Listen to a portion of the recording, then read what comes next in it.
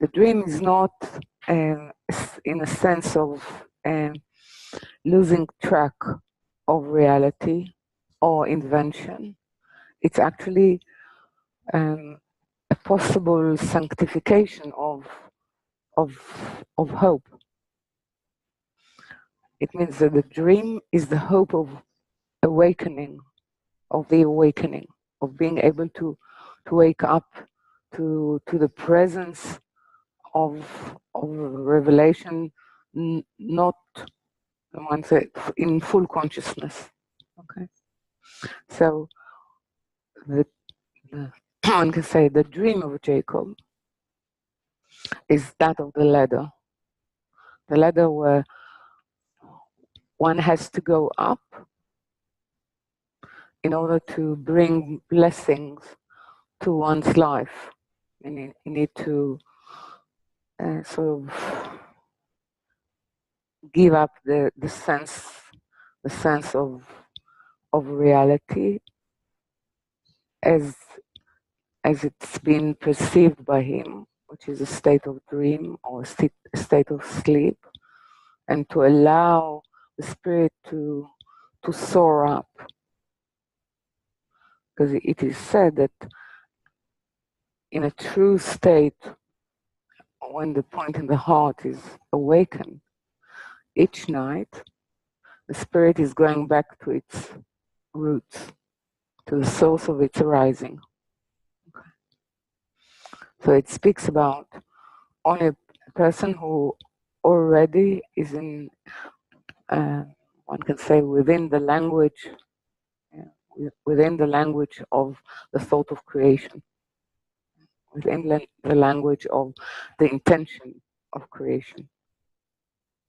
So the intention is express itself through the language of the dream, okay, in which each person becomes a ladder of forces, of messages going up. It means that it's what is calling the rays of man nukbim, of the need. And what is going down, okay, is the ability actually to nourish the spirit, not for revelation, but for the continuation of work. Okay. So what actually allows the spirit to soar is only when the prayer is not for personal use. Okay. So not for personal use, it means that when Jacob is going out of Beersheba, he does not go for himself, not only because he's, let's say, in a flight from his brother, because he could go to many places, but he's choosing to go to Haran. He's choosing to go to a place where there are sparks of very high sparks of spirit to be saved.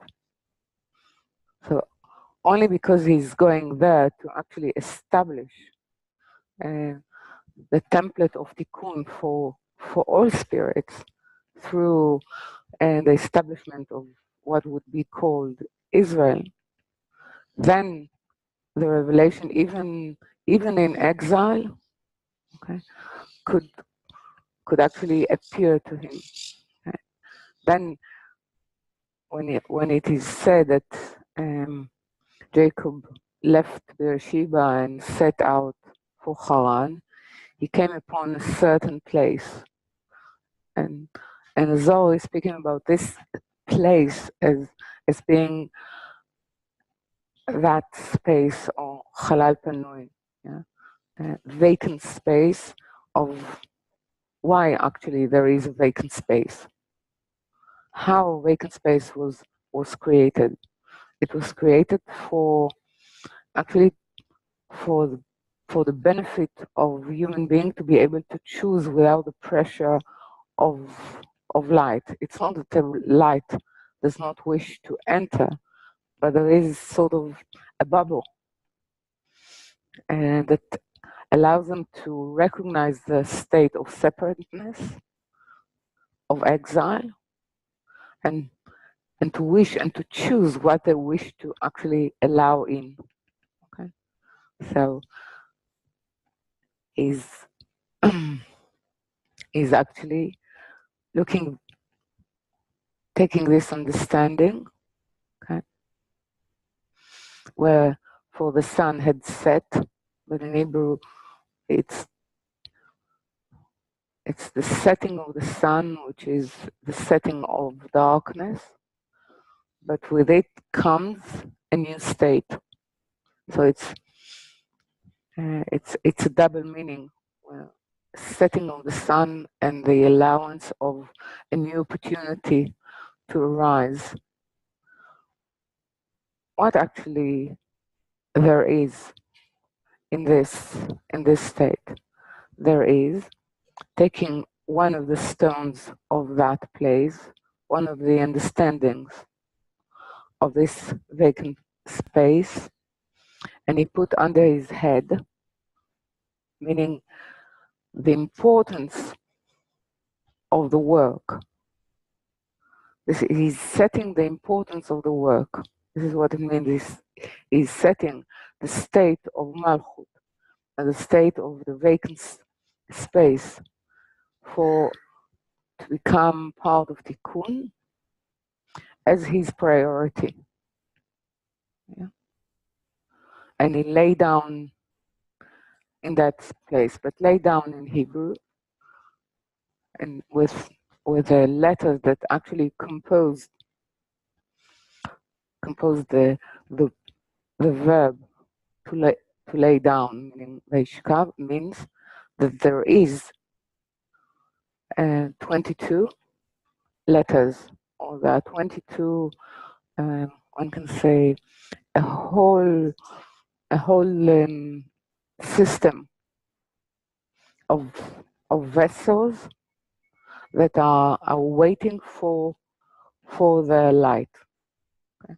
This is what it means to lay down. Okay.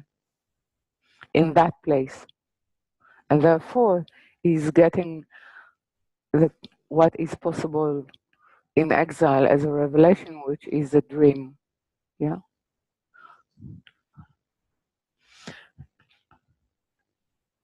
He had a dream.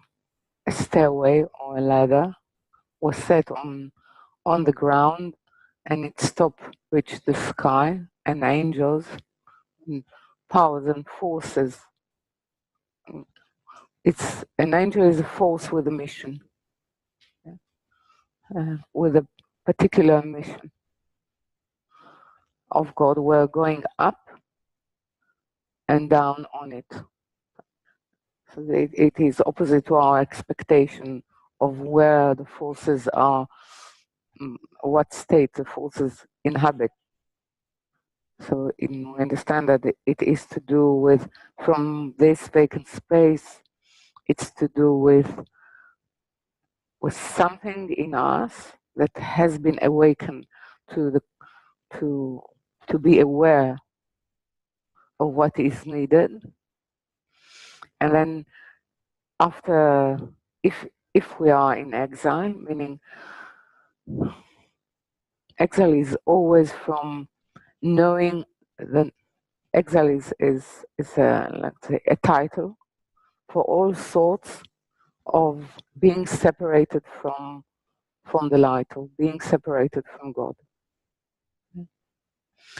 Not only being separated from God, being separated from knowing, from the knowing of the presence of God. And this is what Jacob is saying, that he did not know that in this vacant space there is the presence, yeah? The presence of, or the wish, the strongest wish of the Creator actually is in this vacant space. Yeah?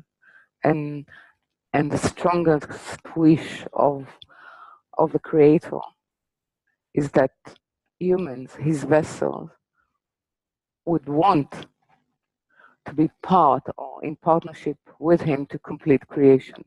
Complete creation, it means that all the light could extend itself till including the point of Malchut, yeah, of Malchut of Tzimtzum Aleph.